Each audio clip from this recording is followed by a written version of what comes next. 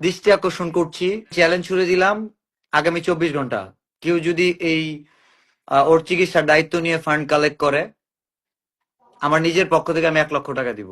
এই পুরো দায়িত্বটা কেউ নিবে, যে সে বলবে যে ভাই 10 লক্ষ টাকার একটা ফান্ড কালেক্ট নিয়ে কাজ করেন, আপনারা 15 লক্ষ যায় না, এখানে 10 লাখে যান, এটা মিরর লেন্সে থাকুক, দেন আস্তে আস্তে বাকিটা, যেটা আপনারা তো টুকটাক করছেন মনে হয় 1-2 লক্ষ টাকা, জি জি ভাই, জি একদম ফ্রেশ ভাবে ওইটা ছাড়া আমরা 10 লাখ টাকা একটা ফান্ড কালেক্ট ট্রাই করেন। মানবতার যে কাজ করবে তার ইগো থাকা যাবে না, যে থরস বিলালকে আমার নাম বললো বললো না, থরস বিলাল তেমন কিছুই না।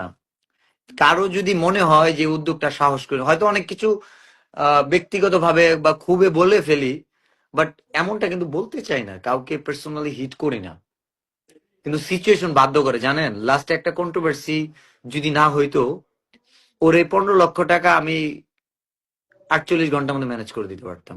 আঙ্কেল, জি বলো। একটা কথা বলবো। জি জি বলো তুমি। আপনি ছাড়া আমার কেউ নাই, হেই, আপনি আমাদের বাইরে আসেন। এভাবে বললো না, তুমি যে এত ছোট থেকে কি কি কথা বলে না।